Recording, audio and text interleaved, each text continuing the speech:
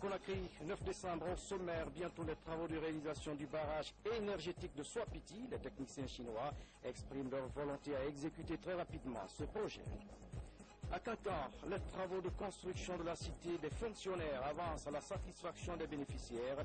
Les habitants de Nabaya apprécient l'action du président de la République. Une loi agricole en Guinée, les acteurs se mobilisent pour harmoniser les points de vue sur le terrain. À l'abbé, les différents intervenants affichent leur volonté à lever toutes les contraintes. Mesdames et messieurs, bonsoir. Merci de votre attention et bienvenue dans cette édition qui s'ouvre sur un décret du président de la République, décret portant nomination d'un officier au sein du bataillon de la sécurité présidentielle. Le président de la République, vu la Constitution, décrète, article 1er, le lieutenant-colonel Yamomba Camara est nommé commandant de la protection rapprochée au sein du bataillon de la sécurité présidentielle en remplacement du capitaine Adama Keïta. Article 2, le présent décret qui abroge toute disposition antérieure contraire et prend effet à compter de sa date de signature sera enregistré et publié au journal officiel de la République, Conakry, le 9 décembre 2015, signé professeur Alpha Condé. Le royaume des Pays-Bas a un nouvel ambassadeur en Guinée, Théodorus Pétès, a présenté ce mercredi ses lettres de créance au président de la République, professeur Alpha Condé. La cérémonie s'est déroulée au palais Sékou Touré. Sanassi Keïta était de la partie. La Guinée et le royaume des Pays-Bas sur le chemin du renforcement de leurs relations d'amitié et de coopération. L'arrivée au palais Sékou Touré du nouvel ambassadeur extraordinaire et plénipotentiaire de la Hollande se situe dans cette dynamique.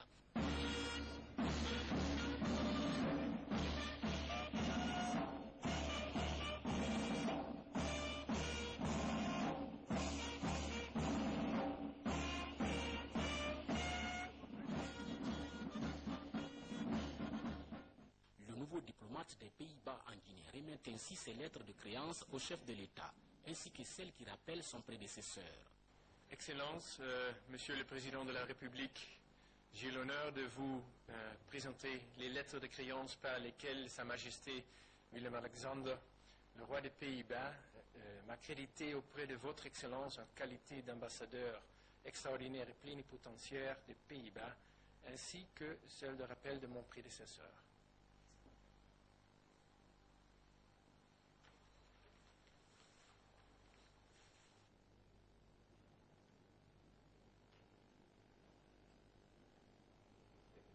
Théodorus Péter a mis l'occasion à profit pour exprimer au président Alpha Condé sa volonté de renforcer et de diversifier les relations d'amitié et de coopération entre la Hollande et la Guinée.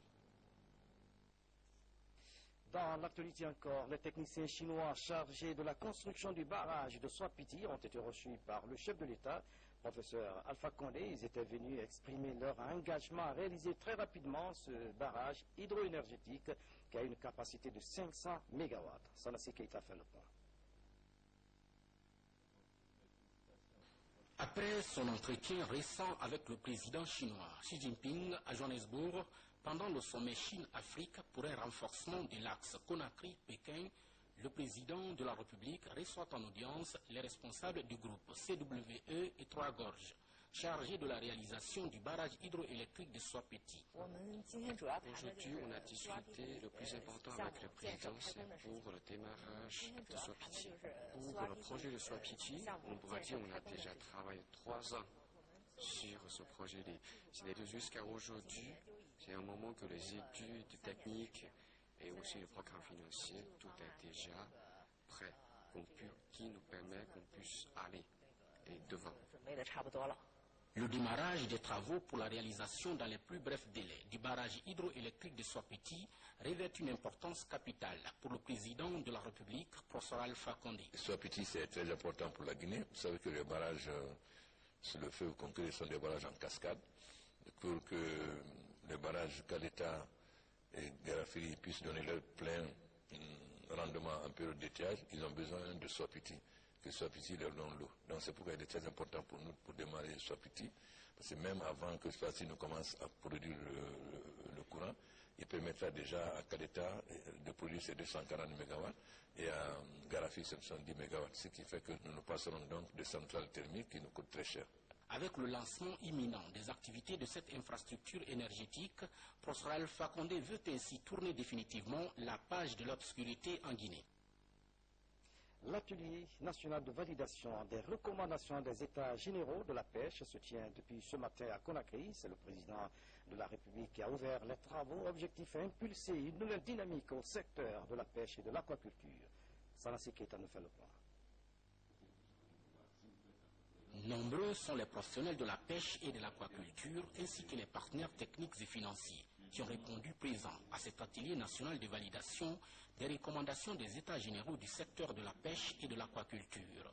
Le tout sous la conduite du président de la République, Professeur Alpha Condé. L'objectif est de booster ces secteurs afin qu'ils soient un pôle de production capable de contribuer fortement au développement économique de la Guinée. Cet atelier s'inscrit dans la continuité des recommandations des États généraux pour une bonne gouvernance du secteur de la pêche et de l'aquaculture organisé en septembre 2013 sous l'impulsion du président de la République. Il s'agit de rechercher les voies et moyens les meilleurs pour faire du secteur de la pêche un pôle de production compétitif capable de contribuer significativement au développement économique et social de notre pays. Pendant 3 jours, ces participants vont s'atteler à la recherche de solutions viables aux contraintes qui assaillent le secteur de la pêche et de l'aquaculture. Au cours de ces 3 jours d'atelier, nous aurons à plancher, j'espère sans complaisance, sur 4 documents stratégiques réalisés par nos experts avec l'aide des experts locaux, à savoir le plan d'investissement pour le développement de la pêche et de l'aquaculture, le programme pour le développement de la pisciculture et de la pêche continentale, le programme pour le développement de la pêche maritime et enfin le programme de promotion des bonnes pratiques de gouvernance. L'objectif fondamental du président de la République est surtout d'intensifier la lutte contre la pêche illicite conformément aux engagements internationaux auxquels la Guinée a souscrit. L'intensification de la lutte contre la pêche illicite non déclarée et non réglementaire, conformément à nos engagements internationaux. Si cette lutte a permis d'adapter une partie de notre législation aux standards internationaux, il reste encore beaucoup d'efforts à faire. L'effort d'actualisation donc doit être poursuivi. Nous devons respecter la réglementation existante, gérer nos ressources dans le respect d'une exploitation durable, et mettre en place les instruments nécessaires au contrôle de nos ressources de façon pérenne et de sanctionner sans complaisance tout ce qui enfreint à la loi. Pour la réussite de cette lutte, mesdames, messieurs, cadre du ministère de la Pêche, de la préfecture maritime, de l'agence nationale, la récréation est terminée.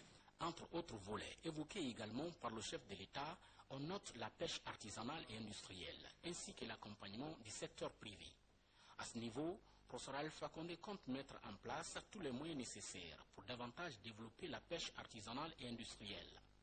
Aussi, accompagner les investisseurs à s'impliquer fortement dans le développement de la pêche. L'autre temps fort de cette édition, la délocalisation des parcs de stationnement des véhicules d'occasion à Kouria pour libérer les emprises des différentes artères de la capitale après le morcellement des parcelles et la distribution des fiches d'occupation. Les autorités du ministère des Transports vont appliquer à la lettre les décisions prises. Les importateurs de véhicules sont donc demandés de transférer leurs engins à Kouria avant le 13 décembre, délai de rigueur. Fodé Camara signe ce reportage. Au-delà de quelques commodités liées à la sécurité et l'accès aux services sociaux de base, à savoir l'eau et l'électricité, autre atout de la plateforme logistique, l'interconnexion ferroviaire Conakry-Kouria. Une interconnexion susceptible de drainer directement les véhicules importés et autres marchandises à Kouria. Objectif, libérer les emprises et diminuer considérablement le balai interminable des camions à conteneurs. Des camions qui obstruent la circulation dans la presqu'île de Kaloum et les autres communes de la capitale. Au-delà des importateurs de véhicules d'occasion de leur parc qui vont être transférés là-bas, toutes les activités auxiliaires de transport vont être transférées là-bas. Les véhicules, désormais, ils vont arriver du navire, on va les mettre sur le train, ils vont aller directement sur Kouria. le poste de douane est là-bas, le poste de police est là-bas, le poste de gendarmerie est là-bas, le bâtiment technique de la Direction nationale des transports terrestres sera là, les institutions chargées d'assurer le contrôle technique seront là. Tout se fera là. Je veux acheter un véhicule pour revenir à Conakry. Je prends mon train le matin ici parce que le train chinois va partir d'ici. Nous allons installer une gare à la rentrée de la plateforme. Désormais, au-delà de Cabane, le train chinois va aller juste là-bas. Sa navette du matin, le matin il va, il revient le soir.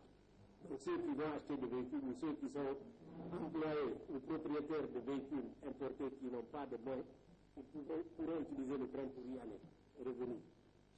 Celui qui achète son véhicule, il le dédouane là-bas, il fait tout ce qu'il a à faire comme formalité. S'il continue à l'intérieur, il continue à l'intérieur, alors s'il rentre, il rentre. Pour réussir la délocalisation des importateurs de véhicules, il faut une synergie de toutes les énergies. Les responsables de l'Union nationale des transporteurs routiers de Guinée et la Fédération syndicale des transports et mécanique générale s'engagent à accompagner les autorités dans cette opération visant à désengorger la capitale. Si la circulation est bloquée, vous voyez ce qui se passe. Tout le monde est embêté. Si la circulation aussi est bloquée dans le corps humain, vous voyez que l'homme reste inerte, il ne peut pas bouger. Donc la vie aussi de la nation, c'est comme ça. Parce qu'il faut réglementer la circulation routière, il faut que ce soit réglementé. Il faut que les gens acceptent de respecter. Sans le respect, ça ne peut pas marcher. Par rapport à l'évolution du dossier, un plan type est élaboré. Le morcellement des parcelles et la distribution des fiches d'attribution aux importateurs ont aussi commencé. Les ordures sur la chaussée empêchant donc les véhicules de circuler. Le spectacle est désolant. Tout se passe à Conakry. Ce manque de civisme chez certains citoyens de la capitale se passe donc à Yimbaya et à Anko 5. Les agents de police se sont mobilisés pour dégager les ordures. C'est un comportement d'un autre âge. Younous Atawel Kamar. Malgré l'appel au civisme lancé par les autorités du gouvernorat de Conakry, certains citoyens continuent à faire des rues de la capitale des dépotoirs d'ordures. C'est le cas ici à Yimbaya Marché, dans la commune de Matoto. Face à cette situation, à l'origine des bouchons sur le tronçon Matoto-Aéroport, la CMIS est obligée d'intervenir. Vous voyez, quand les policiers ont barré tout de suite la seconde voie, ça passe maintenant. Mais nous, avant d'arriver là-bas, on a fait presque 2 heures de temps. C'est le problème. Et du coup, nos enfants, c'est dur. C'est pas facile. C'est contraignant, mais c'est ce qu'il faut. Les populations ont mis des ordures à les deux côtés, et là, la situation n'était pas bonne du tout. Ce matin, à l'arrivée de la CNIS, je pense que ça marche très bien quand même. Et le ministre par intérim de l'Intérieur et le nouveau directeur général de la police, ils nous ont instruit de venir en renfort à la sécurité routière, non seulement pour la libération des emprises, pour le déguerpissement des véhicules en long stationnement, pour en tout cas faciliter la fluidité de la circulation routière. Mais on a constaté qu'il y a des ordures que les populations ont déversées sur la chaussée, jusqu'à même arriver à bloquer, c'est ce qui provoque le ralentissement. Donc on a été instruit par la même autorité pour non seulement dégager ces ordures-là, pour faciliter la fluidité de la circulation. Loin de Yimbaya, même constat à Anko 5. Des ordures jonchent les rues. Ici, les citoyens accusent les autorités communales. Ces ordures nous gênent beaucoup. Pourtant, nous payons des taxes journalières pour leur ramassage.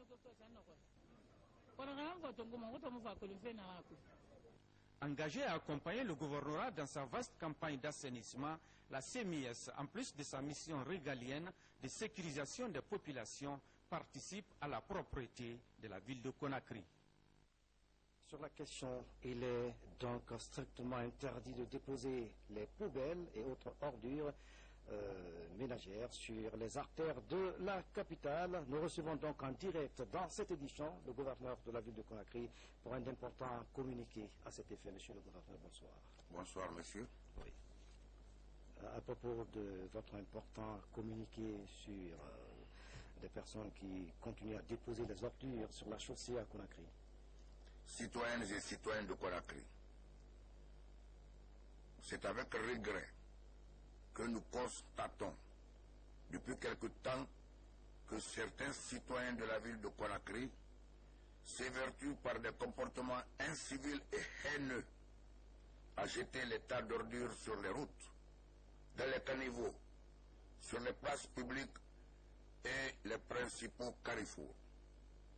En dépit de la loi et de la santé des autres, ces comportements sont aggravés par la mise à feu de ces ordures et des pneus sur la voirie. À compter de ce jour, j'instruis les services de sécurité, police, gendarmerie, brigade verte de l'environnement, salubrité publique, à rechercher les auteurs de ces troubles et les complices dans les quartiers et les faire traduire devant la justice. L'objectif des mauvais citoyens qui jettent les ordures dans la rue est de ternir l'image de notre chère Guinée aux yeux de la communauté internationale. Par conséquent, les présidents des délégations spéciales, les chefs de quartier, les chefs secteurs, les leaders religieux, les syndicats et la société civile, en plus toutes les populations de Conakry, épris d'honneur et de dignité, sont engagés et priés d'accompagner les forces de l'ordre dans leur action de déguerpissement et de lutte contre les pollueurs, les flambeaux et pistolets dans la ville. C'est un devoir citoyen pour tous. Vive la ville de Conakry, vive la Guinée, vive le professeur président Alpha Condé. Je vous remercie. Soriba Sorel Camara, gouverneur de la ville de Conakry, président du conseil de ville. Merci. À Sigiri, l'affaire de Kintinia défraie la chronique. Cette zone minière est envahie par des exploitants étrangers et une situation qui crée un mécontentement au sein de la population. Le ministre de l'administration du territoire invite les habitants de Kintinia au civisme. On écoute Général Bourema Condé au micro de Abdelaziz Baldi.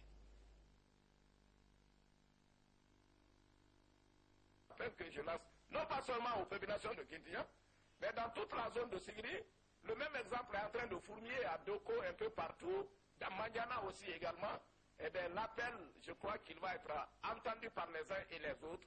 L'exploitation clandestine ne saurait être.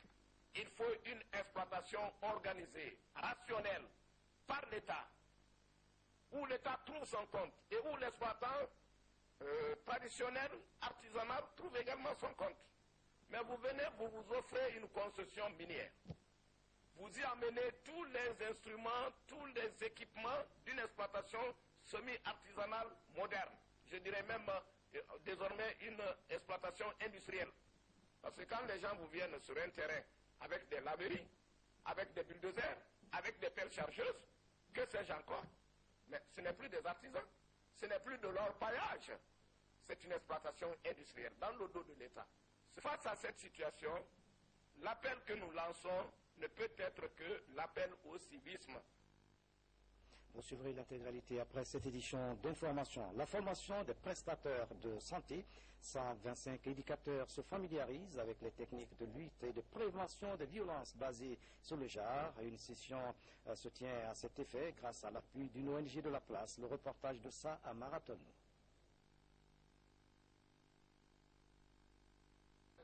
Environ 60 éducateurs communautaires de Conakry et des îles de l'Os prennent part à cette formation. Les échanges portent sur la prévention et la lutte contre les violences basées sur le genre. À l'issue de cette session, ces agents auront pour mission de sensibiliser les populations sur les dangers liés à ces pratiques. Les agents communautaires, après cette formation, comme ils seront appelés à animer les séances de sensibilisation au niveau des communautés, orienter les personnes qui sont nécessiteuses, qui ont des problèmes de violence basées sur le genre, vers les structures de prise en charge. En Guinée, les violences basées sur le genre constituent une préoccupation majeure pour les autorités et les ONG. Un mal qu'elles comptent éradiquer par la formation et la sensibilisation. Pour lutter contre un mal, il faut le faire avec les communautés.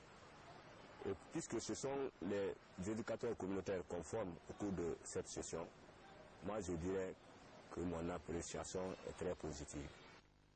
Il y a quelques jours, 42 agents des services de santé de Conakry ont bénéficié de la même formation. Élèves, étudiants et encadreurs d'école constituent la prochaine cible de cette formation. La Guinée célèbre demain la Journée internationale des droits de l'homme, une journée qui coïncide cette année avec le lancement d'une campagne qui marque le 50e anniversaire des 2 pactes internationaux relatifs aux droits de l'homme. On écoute le ministre Khalifa Gassama Yabi au micro de Makale Souma. Chers compatriotes, ces droits, ces libertés, pour chacun, pour tous et pour toujours, sont aussi pertinents et indispensable aujourd'hui qu'il l'était lorsque ces pactes ont été adoptés il y a de cela 50 ans. Aujourd'hui, la question des droits de l'homme est au cœur de toutes les gouvernances démocratiques. ONG, entreprises, toute la société civile guinéenne s'approprie du concept des droits de l'homme dans notre pays. Cela est salutaire, mais nous devons tous nous engager pour sa concrétisation et sa pérennisation.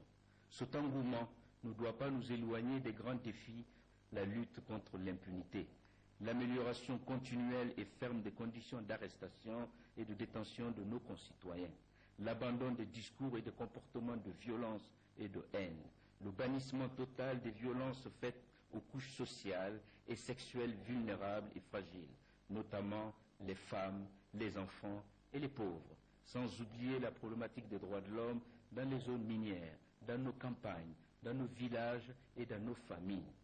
Il doit être mis fin, de façon ferme et impitoyable, à cette fâcheuse tendance de nos concitoyens à se rendre justice. La vindicte populaire est inacceptable et cela doit être dit à nos concitoyens, où qu'ils se trouvent, de façon claire et ferme. Il revient bien entendu à l'État de protéger tous les citoyens et face à ces horreurs, de rendre justice aux victimes et particulièrement à toutes ces femmes vulnérables. L'ONG Terre des Hommes s'engage dans la protection des enfants. Il vient de former les forces de sécurité et des agents de la douane. La démarche vise à protéger les enfants au cours des voyages dans la sous-région ouest-africaine. Bakary Bambakonde précise. La migration des mineurs à l'intérieur des pays et entre les pays en Afrique de l'Ouest préoccupe l'ONG Terre des Hommes. À cette occasion, elle vient d'organiser une formation de 3 jours avec les hommes en uniforme. La formation vise à partager avec les forces de sécurité des connaissances leur permettant d'avoir une bonne compréhension de l'approche en mobilité pour améliorer la qualité de leurs interventions au profit des enfants migrants. Qu'il serait important quand même pour des acteurs qui gravitent autour des enfants, notamment ces services ici présents, d'être outillés sur le rôle qui est le leur dans la protection de cette couche vulnérable, qui des fois se déplace sans connaître les dangers qu'ils courent. Nous attendons une très bonne participation, parce qu'il ne faut pas venir seulement pour écouter, ce n'est pas un cours magistral qu'on va donner, c'est des échanges et chacun d'eux donne son point de vue à tous les niveaux. Venus de la gendarmerie, de la police, de la douane et de la conservation de la nature, ces participants, à l'issue de la formation, devraient connaître les règles et lois établies dans le cadre de la protection des enfants en situation de mobilité et déterminer les causes et les conséquences du déplacement des enfants. Il faut que je cherche d'abord cette mobilité. Elle a été autorisée par un parent ou par l'État. L'enfant va dans quel cadre? Dans un cadre d'études, je saurais dire que ça c'est pour une bonne fin. Je faciliterai à mon niveau la mobilité et le déplacement de cet enfant. Terre des Hommes est en Guinée depuis 20 ans et intervient dans le cadre de l'appui aux enfants vulnérables. Les professionnels des médias viennent de suivre une formation sur la gestion de la période post-Ebola en Guinée. Les journalistes ont échangé sur les nouvelles techniques de sensibilisation des citoyens. Un guide de communication a été élaboré pour aider les journalistes à mieux informer et sensibiliser les populations sur le virus Ebola. À Kankan, les travaux de construction de la cité des fonctionnaires avancent à la satisfaction des bénéficiaires. Cette action fait partie des chantiers du 2 octobre.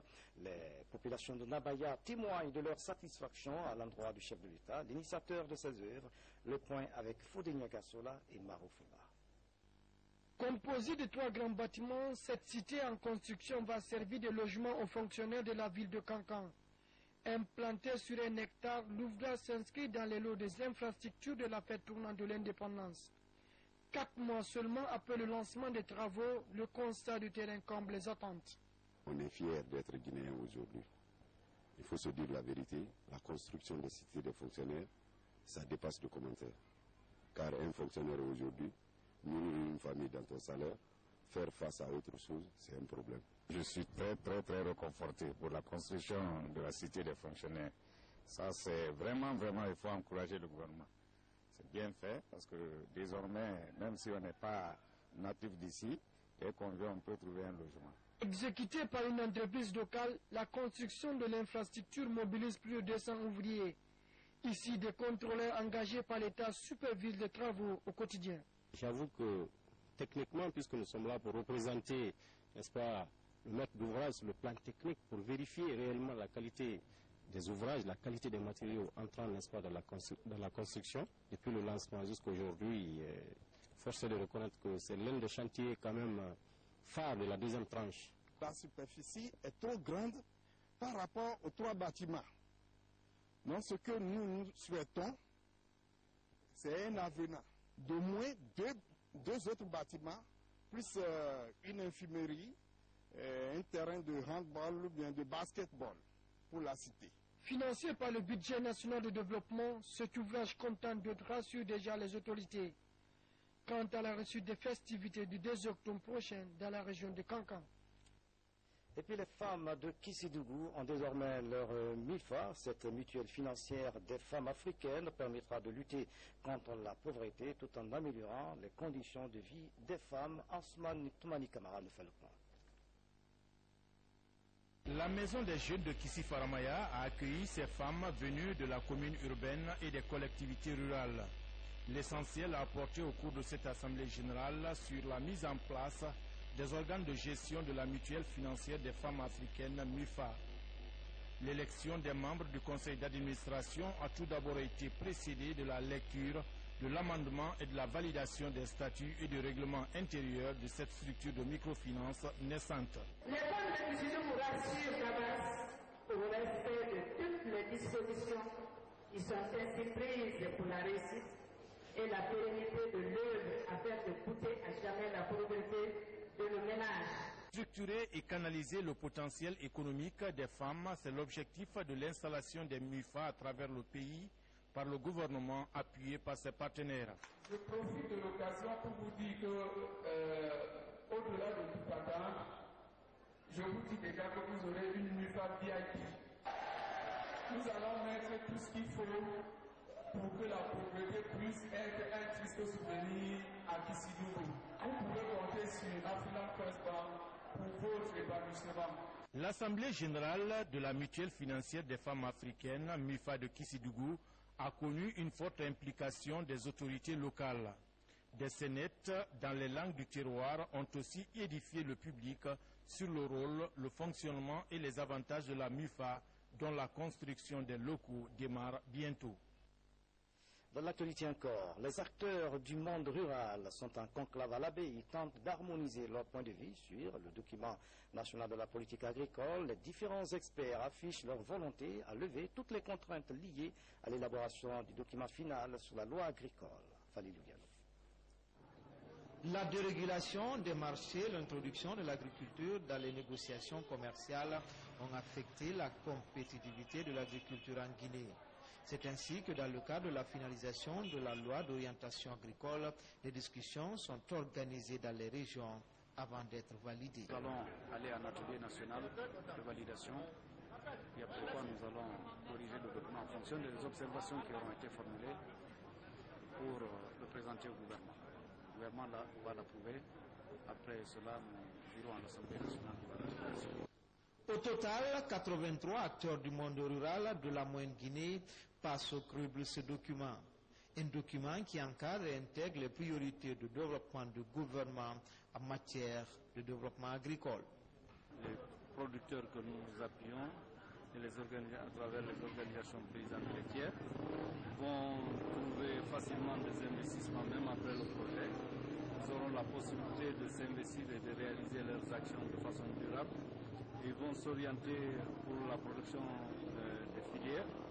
Ils vont essayer à tout azimut d'aborder le sens de tous les maillons de la chaîne de valeur au niveau des filières agricoles porteurs de Guinée dans la région.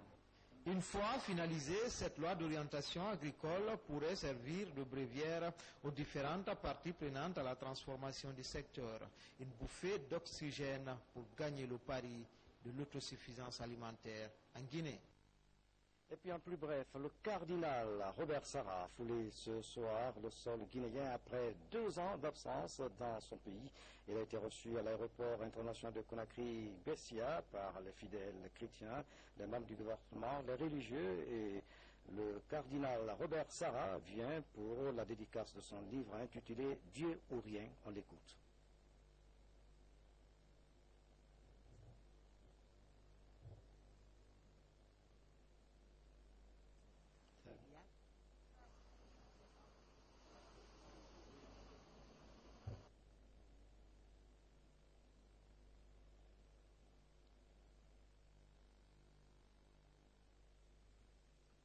C'était donc ce soir même à l'aéroport international de Conakry-Bessia où le cardinal Robert Sarah a été accueilli par une foule immense de fidèles.